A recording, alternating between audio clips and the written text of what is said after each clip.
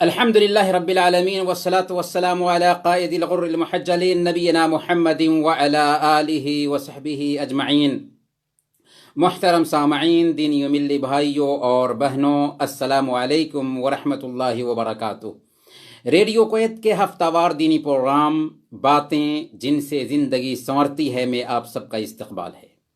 یہ پروگرام آپ سب کا ہے اور آپ سب کے دینی جذبات کا ترجمان ہے۔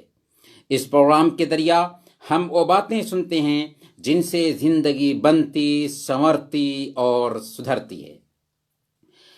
محترم سامعین، ہم آپ کے ساتھ 9 بجے تک ہیں۔ اس بیچ آپ کال کر سکتے ہیں اور SMS بھی بھیج سکتے ہیں جن کے جواب انشاءاللہ ہم براہ راست دیں گے۔ محترم سامعین، چند دنوں کے بعد نیا عیسوی سال شروع ہونے والا ہے۔ اس موقع پر ہر سال دیکھا جاتا ہے کہ لوگ ہنستے کھیلتے، گاتے بجاتے، پٹاخے اڑاتے اور موج مستی کرتے ہیں، بلکہ ایسی رنگلیلیاں ہوتی اور نائٹ کلب سجتے ہیں کہ جنہیں دیکھ کر اور سن کر ایک عام آدمی کا سر شرم سے جھک جاتا ہے۔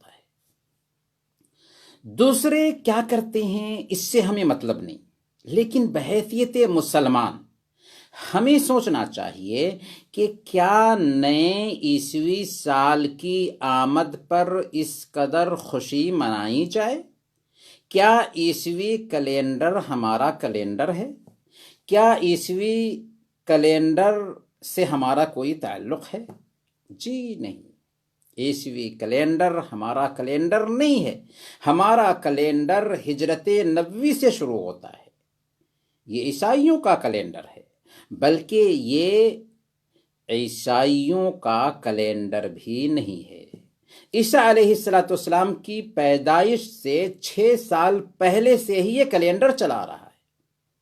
پھر عیسیٰ علیہ السلام کی پیدائش 25 دسمبر کو ہوئی، اسے بھی محققین غلط مانتے ہیں۔ اصل بات یہ ہے کہ یونانی اور رومی جو بت پرست تھے 25 دسمبر کو اپنا عید منایا کرتے تھے، لیکن 325 عیسوی میں قسطنطین نام کا ایک رومن امپائر تھا، بادشاہ تھا، اس نے عیسائیت قبول کر لی۔ اب اس نے اس تہوار کو باقی رکھا، لیکن اس تہوار پر عیسائیت کا لیبل لگا دیا۔ برکیف ہمارا یہ موضوع نہیں ہے، ہم تو صرف اتنا بتانا چاہتے ہیں کہ عیسوی کیلنڈر سے ہمارا کوئی تعلق نہیں ہے۔ ہمارا کیلنڈر ہجری کیلنڈر ہے، لیکن ہجری سال کے آنے پر بھی ہمارے لیے جائز نہیں ہے کہ ہم خوشیاں منائیں۔ صحابہ نے خوشیاں نہیں منائیں، تابعین نے خوشیاں نہیں منائیں، تابعین نے، صحابہ نے ایک دوسروں کو نئے سال کی مبارکبادیاں نہیں دیں، بلکہ آپ غور کیجئے کہ نئے سال کی مناسبت سے خوشیاں منانا یہ انسانی عقل کے بھی خلاف ہے۔ اپنی قیمتی زندگی کے جانے پر انسان کو افسوس ہونا چاہیے، خوشی ہونی چاہیے؟ افسوس ہونا چاہیے کہ اس کی زندگی کا ایک اچھا خاصا حصہ گزر گیا ہے، لیکن ایک سال جب ایک انسان کی زندگی سے ختم ہوتا ہے تو اس کا مطلب یہ ہوتا ہے کہ وہ اپنی زندگی سے دور ہوا ہے اور قبر سے 1 سال قریب ہوا ہے۔ چونکہ دوسری قوموں نے دنیا کو ہی سب کچھ سمجھ رکھا ہے، اس لیے وہ سال ملنے پر خوش ہوتے ہیں کہ کم سے کم 1 سال تو مل گیا، جبکہ ایک مسلمان کو 1 سال گزرنے پر افسوس ہونا چاہیے کہ وہ اپنی قبر سے 1 سال قریب ہوا ہے۔ ہمارا عقیدہ یہ ہے کہ مرنے کے بعد اپنے رب کے پاس ہمیں حاضر ہونا ہے، دنیا میں کیے گئے عملوں کا حساب و کتاب چکانا ہے، اور جب ہماری زندگی محدود ٹھہری تو 1 سال گزرنے پر ہمیں ہوش کے ناخن لینے چاہیے. ہمیں سوچنا چاہیے کہ جو وقت گزرا ہے اس میں ہم نے کیا کھویا اور کیا پایا. ہماری زندگی کے قیمتی لمحات، مہینے اور دن کیسے گزرے؟ کہیں ان دنوں میں ہم نے کسی کو ستایا تو نہیں، کسی کا حق تو نہیں مارا، کسی کو تکلیف تو نہیں پہنچائی، اپنے رب کی نافرمانی تو نہیں کی؟ اس طرح سے ایک بندہ جب سوچتا ہے، غور کرتا ہے کہ اس کی زندگی میں سے 2-4 دن نہیں، 2-4 ہفتے نہیں، 2-4 مہینے نہیں، بلکہ پورا 1 سال نکل چکا ہے اور ان دنوں میں اس نے غفلت کی ہے، تو اب اس کو احساس ہوتا ہے. اب نئے سال پر اپنا محاسبہ کرتا ہے. جب ایسی کیفیت ہوگی تو پھر نئے سال پر خوشی ہوگی یا اپنے آپ کا ایک بندہ محاسبہ کرے گا؟ جی ہاں، اس کے سامنے نئے سال کا منظر نہیں ہوگا، بلکہ دیر تک گزرے ہوئے سال کے کربناک مناظر ہوں گے. وہ سوچے گا کہ ہم نے اللہ کی نافرمانی کی، ہم نے بندوں کے حقوق میں کوتاہی کی. اب وہ خوشی نہیں منائے گا بلکہ اپنے آپ کا جائزہ لے گا. پھر نئے سال کی آمد پر خوشی کیسی، پارٹیاں کیسی، ناچ گانا کیسا، موج مستی کیسی؟ اس لیے آئیے آج ہم اپنے نفس کا محاسبہ کرتے ہیں، کیونکہ ہمارے رب کا فرمان ہے قد افلح من زکاہا وقد خاب من دساہا. وہ کامیاب ہوگا جس نے اپنے نفس کا تزکیہ کیا، اور وہ ناکام ہوا جس نے اسے گدلا کر دیا. یعنی وہ کامیاب ہوا جس نے نیک عمل کر کے اور برائیوں سے بچ کر اپنے نفس کا تزکیہ کیا، اور وہ ناکام ہوا جس نے گناہوں کا ارتکاب کر کے اپنے نفس کو پراگندہ کیا. یاد رکھیے، ایک مسلمان پر اپنے نفس کا بھی بہت بڑا حق ہے. اللہ کے رسول صلی اللہ علیہ وسلم نے ارشاد فرمایا ان لنفسک علیک حقا، تمہارے نفس کا تم پر حق ہے. کچھ لوگ غلطی سے یہ سمجھتے ہیں کہ نفس کا حق یہ ہے کہ انسان اپنے نفس کو مارے، اس پر شدت برتے، اسے فطری حقوق سے محروم کر دے جس کی اسے ضرورت ہوتی ہے. اسی طرح کچھ لوگ یہ بھی سمجھتے ہیں کہ نفس کا حق یہ ہے کہ اسے آزاد چھوڑ دیا جائے، اس کی چاہتیں مہیا کی جائیں، اس کی شہوتیں پوری کی جائیں. دونوں کے دونوں غلطی پر ہیں. نفس کی پاکیزگی اصل میں شرعی اصول اور ضابطے کے ذریعہ ہی ہو سکتی ہے. اس لیے آئیے ہم اپنے نفس کا تزکیہ کرتے ہیں. ہمارے سامنے عربی زبان میں ایک کتاب ہے، عشرۃ قواعد فی تزکیۃ النفس، تزکیہ نفس کے لیے 10 رہنما اصول. کتاب کے مؤلف مدینہ یونیورسٹی کے پروفیسر ڈاکٹر عبدالرزاق البدر ہیں. آج ہم اس کتاب سے آپ کی خدمت میں تزکیہ نفس کے لیے 10 رہنما اصول بیان کریں گے، جن کی مدد سے ہم اپنے نفس کا تزکیہ کر سکتے ہیں. کاغذ اور قلم لیجئے، ان نکات کو نوٹ کیجئے اور اپنے آپ پر یعنی اپنے نفس پر آج سے ہی برتنے کی کوشش کیجئے کہ یہی نئے سال کا پیغام ہے کہ ہم اپنے نفس کے تزکیہ کی طرف دھیان دیں. تزکیہ نفس کے لیے پہلا اصول توحید ہے. توحید تزکیہ نفس کے لیے بنیاد کی حیثیت رکھتی ہے، کیونکہ توحید کے لیے ہی کائنات کو پیدا کیا گیا. اللہ تعالیٰ نے فرمایا وَمَا خَلَقْتُ الْجِنَّ وَالْإِنسَ إِلَّا لِيَعْبُدُونَ، ہم نے جنات اور انسانوں کو اپنی عبادت کے لیے ہی پیدا کیا. سارے انبیاء نے توحید سے ہی اپنی دعوت کی شروعات کی. اسلام میں داخلے کے لیے سب سے پہلے توحید کا اقرار ضروری ہے، اور ایک داعی کی پہلی ذمہ داری ہے کہ وہ لوگوں کو سب سے پہلے توحید سکھائے. جس طرح توحید سے نفس کا تزکیہ ہوتا ہے، نفس کی پاکیزگی ہوتی ہے، نفس کی تطہیر ہوتی ہے، اسی طریقے سے شرک سے نفس گدلا ہوتا ہے، شرک سے نفس بدبودار اور متعفن ہوتا ہے. بلکہ اس کی وجہ سے سارے اعمال اکارت ٹھہرتے ہیں۔ اللہ تعالیٰ نے فرمایا وَلَقَدْ أُوحِيَ إِلَيْكَ وَإِلَى الَّذِينَ مِنْ قَبْلِكَ لَئِنْ أَشْرَكْتَ لَيَحْبَطَنَّ عَمَلُكَ وَلَتَكُونَنَّ مِنَ الْخَاسِرِينَ۔ تمہاری طرف اور تم سے پہلے گزرے ہوئے تمام انبیاء کی طرف یہ وحی بھیجی جا چکی ہے کہ اگر تم نے شرک کیا تو تمہارا عمل برباد ہو جائے گا اور تم گھاٹا اٹھانے والوں میں ہو جاؤ گے۔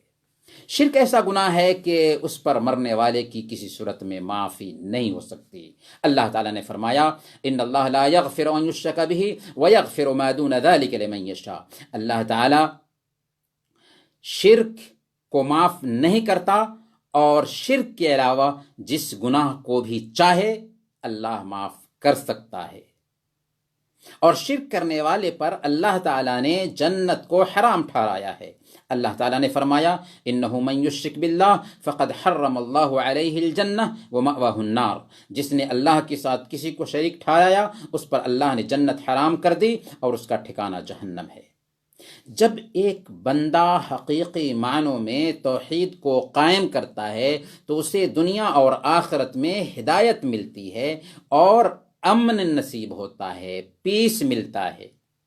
اللہ تعالیٰ نے فرمایا الذین آمنوا ولم یلبسوا ایمانہم بظلم اولئک لہم الامن وہم مہتدون۔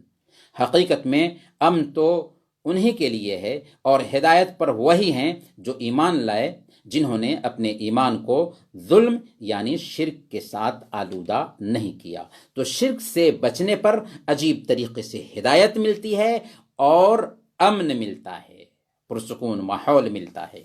غرض کہ خالص ایک اللہ کی عبادت کرنے اور اسی کو مشکل دور کرنے والا اور ضرورت پوری کرنے والا سمجھنے سے ایک بندے کا نفس پاک ہوتا ہے، اس کے نفس کا تزکیہ ہوتا ہے اور وہ پاک و صاف ہو جاتا ہے۔ اور اگر نفس میں شرک کی آلائش آ جائے تو نفس گدلا اور متعفن ہو جاتا ہے۔ اس لیے توحید کے بغیر نفس کا تزکیہ اور اس کی تطہیر ممکن نہیں۔ تزکیہ نفس کا دوسرا اصول یہ ہے کہ نفس کی پاکیزگی کے لیے اللہ تعالیٰ سے دعا کی جائے۔ دعا تزکیہ نفس کی کنجی ہے۔ اللہ کے رسول صلی اللہ علیہ وسلم نے ارشاد فرمایا لیس شیء اکرم علی اللہ من الدعاء۔ اللہ کی نگاہ میں دعا سے بڑھ کر کوئی چیز باوقعت نہیں ہے۔ دعا سب سے افضل عبادت ہے کیونکہ ایک بندہ اس میں اللہ رب العالمین کے سامنے اپنی عاجزی، انکساری اور نرمی کا اظہار کرتا ہے۔ اس سے بہت سارے خیر کے دروازے کھلتے ہیں جن کا ایک بندے کو احساس تک نہیں ہوتا۔ اس لیے اپنے لیے دنیا اور آخرت کے جس خیر کا بھی، جس بھلائی کا بھی سوال کرنا چاہیں اللہ کے سامنے ہاتھ اٹھائیے۔ یاد رکھیے ہاتھ اگر اللہ کے سامنے اٹھتا ہے تو اللہ اسے رسوا نہیں کرتا، اللہ اسے ذلیل نہیں کرتا۔ اللہ تعالیٰ نے دعاؤں کی قبولیت کا وعدہ کیا ہے وقال ربکم ادعونی استجب لکم، اور تمہارے رب نے فرما دیا کہ تم مجھے پکارو میں تمہاری دعا قبول کروں گا۔ بلکہ اللہ کے رسول صلی اللہ علیہ وسلم تزکیہ نفس کے لیے باضابطہ اللہ تعالیٰ سے دعا کرتے تھے۔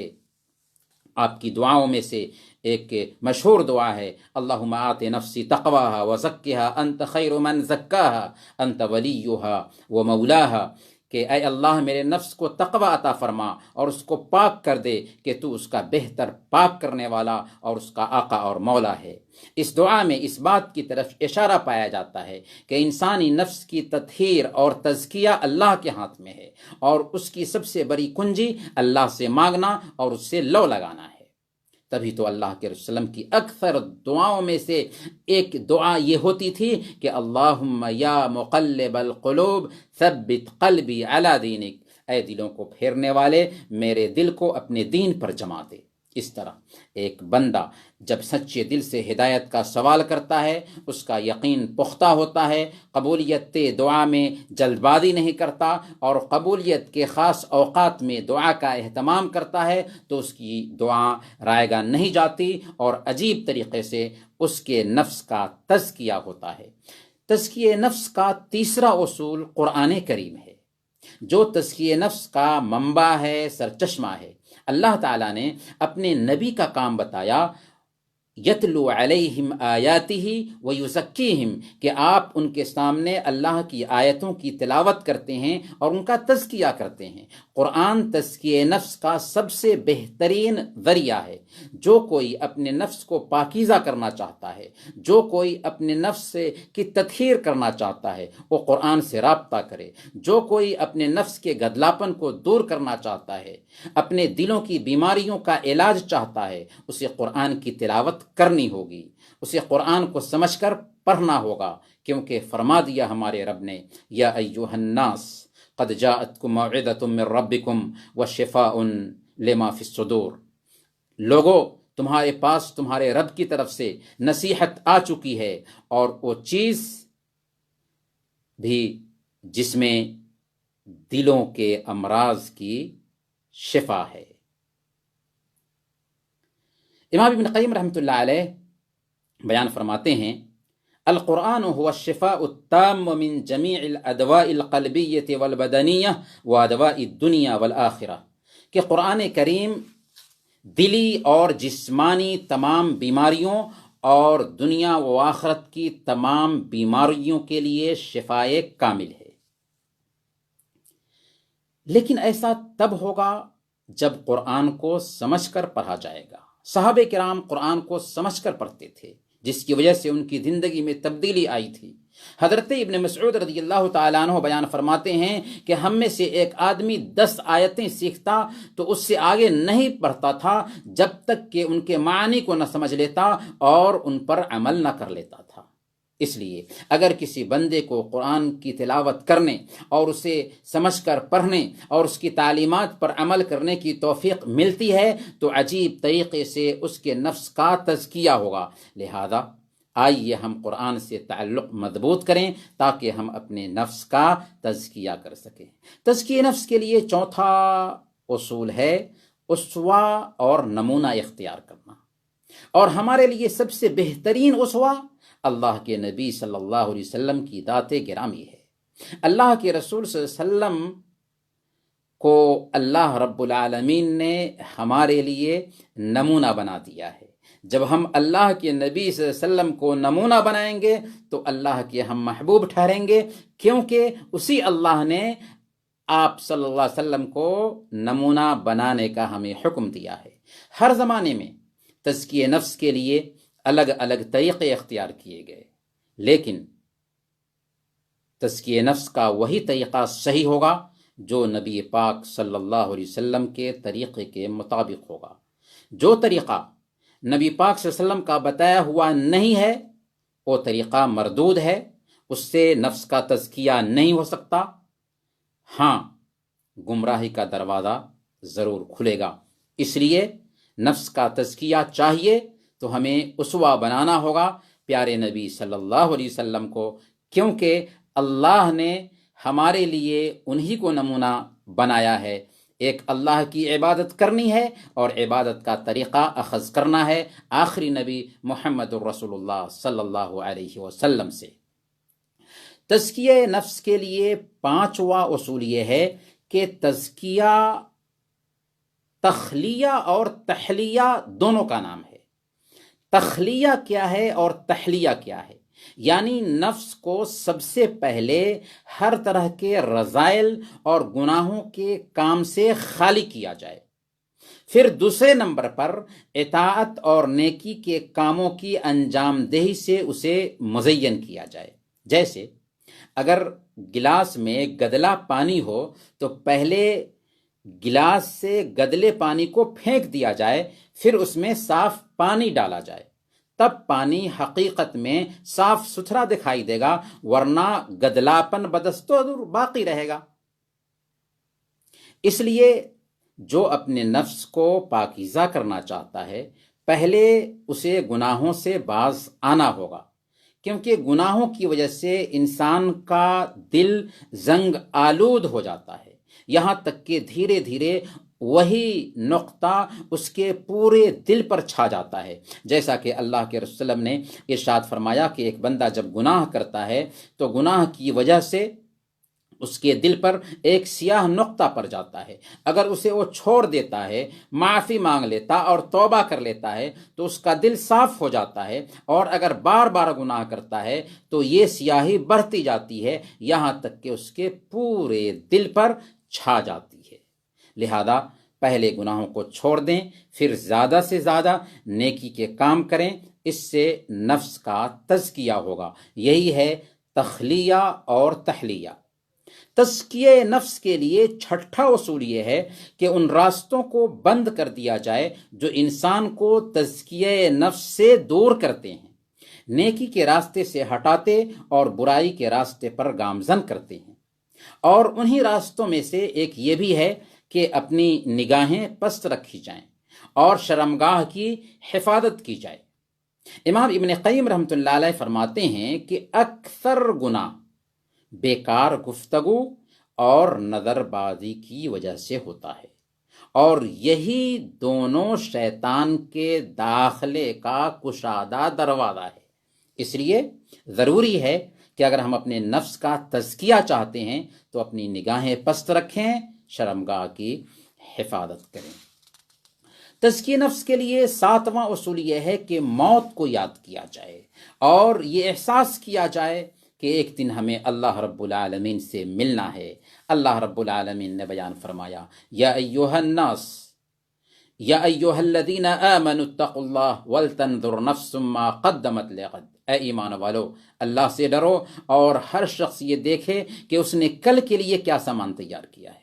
اور اللہ کے رسول صلی اللہ علیہ وسلم نے ارشاد فرمایا، اکثروا ذکر ہاضم اللذات، کہ لذتوں کو ختم کر دینے والی چیز یعنی موت کو کثرت سے زیادہ یاد کرو۔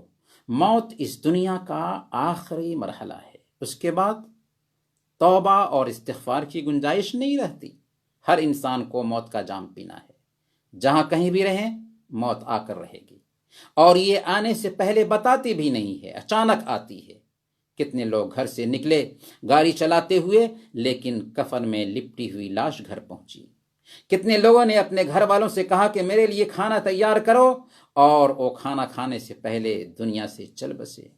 کتنے لوگوں نے جو کپڑے پہنے تھے اس کپڑے کو غسل دینے والے نے ہی اتارا۔ جی ہاں، یہی حقیقت ہے ہماری زندگی کی۔ برکیف موت کو یاد کرنے سے غفلت دور ہوتی ہے، مردہ دلوں میں زندگی آتی ہے اور بندہ اللہ کی طرف لپکتا ہے۔ تزکیہ نفس کے لیے 8واں اصول یہ ہے کہ نیک صحبت اختیار کی جائے۔ اللہ کے رسول صلی اللہ علیہ وسلم نے ارشاد فرمایا، الرجل علی دین خلیلہ فلینظر احدکم من یخالل۔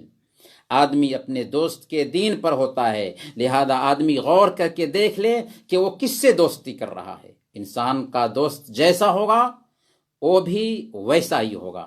اس لیے ایک بندے کو چاہیے کہ نیک دوست کا چوائس کرے، جو خیر کے کام میں اس کی مدد کرے، اور ایسے لوگوں کی دوستی سے بچے جو بری طبیعت کے ہیں، کیونکہ بری طبیعت کے لوگوں کے ساتھ میں رہنے کی وجہ سے وہ بھی بری طبیعت کا بن جائے گا، گمراہی کے راستے پر گامزن ہونے لگے گا۔